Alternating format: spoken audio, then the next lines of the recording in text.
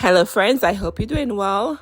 If this is your first time, welcome to my channel, and if you're returning, thank you for coming back. I'm so happy you're here. Okay, so it is hot. We're in summer. I'm in Pennsylvania, zone 6B, 7A. Friends, we've been getting 80 to 90 degree weather here. Let me know what has your temperature been. So in today's video, I'm taking you to Home Depot and I'm sharing with you heat and drought tolerant plants for your garden. And also, friends, let me know what zone you're in or what state you're watching from.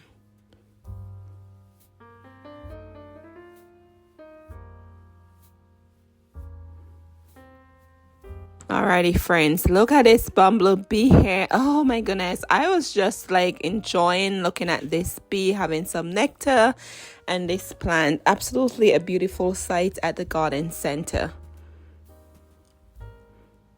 Alrighty, let's go to the right side so I don't disturb it. Anyway, so let's see what we have here as a heat and drought tolerant plant. First, we have blanket flower for $16.98. They will get 8 to 10 inches tall and wide, and they're hardy down to negative 30 degrees. And they bloom late spring through summer. Yes, look at the color on here. And friends, with these blanket flowers, they have them in different types. You have the yellow, you have the orange. They're such a strong plant to have in your garden for the summertime. And I think they even bloom in fall also. Maybe just a different variety that blooms in fall. But let me take this out and share with you what it looks like. Just look at that. It's absolutely gorgeous. I love it.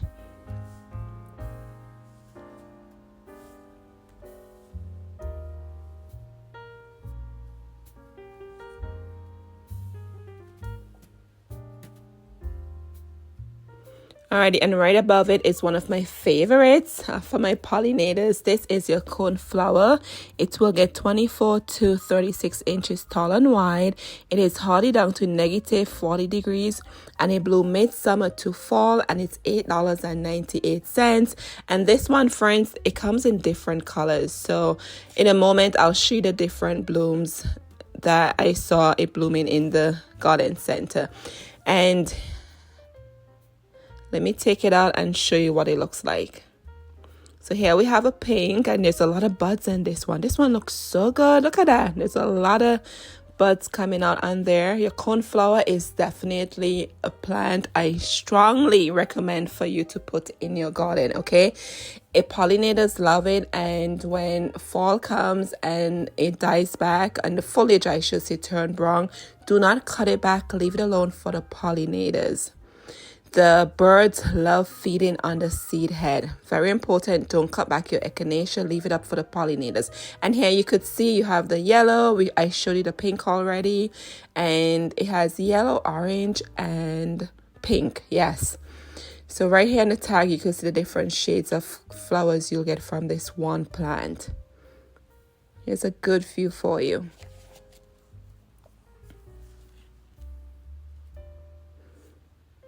Alrighty, friends, and moving on this side, I have Black Eye Susan. This is for $19.98. It will get 14 to 16 inches tall and wide. It's hardy down to negative 30 degrees, and your Black Eye Susan blooms midsummer to fall. And once again, this is also a great option for your pollinator. I have a pollinator garden bed, and I have Black Eye Susan in there along with echinacea. Yes. And I think with this one, friends, I would probably divide it because it's huge. You could probably get maybe 2 plants from this, but it's definitely a great choice for the heat. And also it is drought tolerant.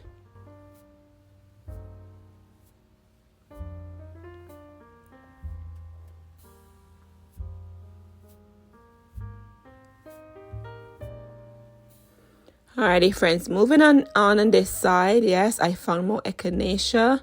I'll share these with you. Alrighty, so here we have another type. This is for $9.98. As you can see there, it will get 24 to 36 inches tall and wide. It's hardy down to negative 40 degrees, and it blooms summer to fall. And you could see it looks like this will give you white and pink. So I'm just gonna give you a view of what it looks like. Here you are. And friends, this is how you want to purchase your plant. You see how there's no colors on it as yet? It will last you much longer. So if I'm going to purchase this, I will pick it up looking like this with a nice, fresh, young buds and not the plant already bloomed, if that makes sense. And next to it, I found this unusual find. This is a Gustache, better known as the hummingbird mint. It's for $9.98. It will get 24 to 36 inches tall and wide. It's hardy down to negative 30 degrees. And friends, this is supposed to be the hummingbird mint. Yes, it's beautiful. I love it. But strangely, I was smelling it and I didn't smell any mint on it. So maybe it's just this type doesn't smell like mint. I don't know. But look at the beautiful blooms on here, friends. Yes, this will definitely attract hummingbirds to your garden. And I think in my garden centers, I somewhat hardly ever see hummingbird mint at the garden center. So this was definitely a good find. And next to it, you could see how they have the two there. You have the echinacea next to it there. And let's move over here. Let's see what we can find on this side. That's heat and drought tolerant. Okay, enjoy the pollinator here. Look at the bee friends. Just look at that. I just love my pollinators. Just love them. And if you enjoyed my video, don't forget to click the like button. And if you haven't subscribed, if you could consider subscribing. And if you already subscribed, thank you so much. So here we have from Proven Winners for $8.98. We have a stone crop. This one is the Bright Idea. It will get 10 to 12 inches tall and wide. So this one is more on the smaller side. And friends, I'm not sure if you noticed, Proven Winners, they have this smaller container, as you can see, for $8.98. It says it's an annual except in zones 3A through 9B, hardy to negative 40 degrees. Yes, and your stone crop is extremely drought tolerant. And here you can see here is a pollinator friend. You see all the buds on there, and you just saw the bee was on there, right? And friends, with your stone crop, the birds love picking on the foliage. Yes, I have few in my garden, and one time I was wondering what is eating my plant, and one day I saw it was the birds. I'll insert a picture for you. Anyways, moving over here, we have more echinacea.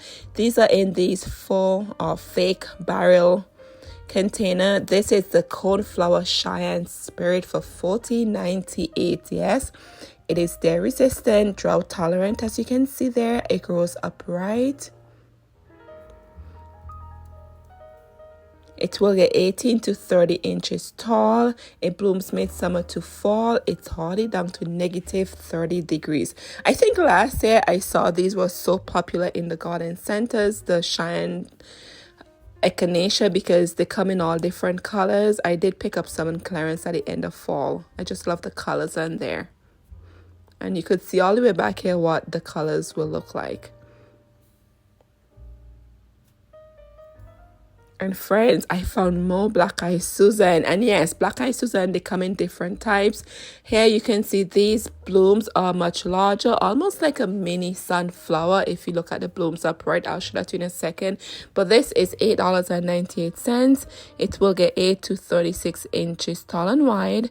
It's hardy down to negative 30 degrees. It blooms from summer into fall.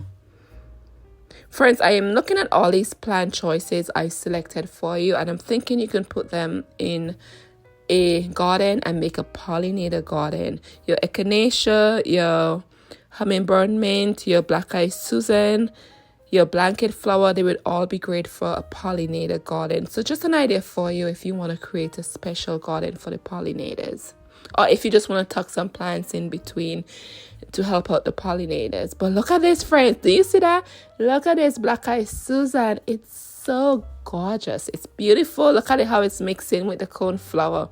Anyways, moving over here, I'm going to share with you more stone crop or sedum, whatever you call this one. Yes, this one is a sedum, stone crop, whatever word you may choose to refer it as. Anyway, this will get 16 to 24 inches tall and wide. It's hardy down to negative 40 degrees. It blooms early summer to fall. And right here, friends, that's what the blooms will look like for you. Yes, and once again, don't be concern if you see like damage on the plant, it is from the birds. The birds love to pick away and eat on the top of the foliage, and eventually they leave it alone. But right here in the center, that's where the blooms come from. Yes.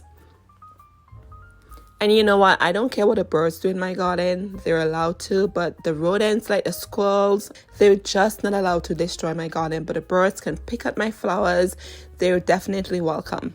Anyway, so don't be concerned if you see damage on your sedum. It's from the birds. And friends, look at this.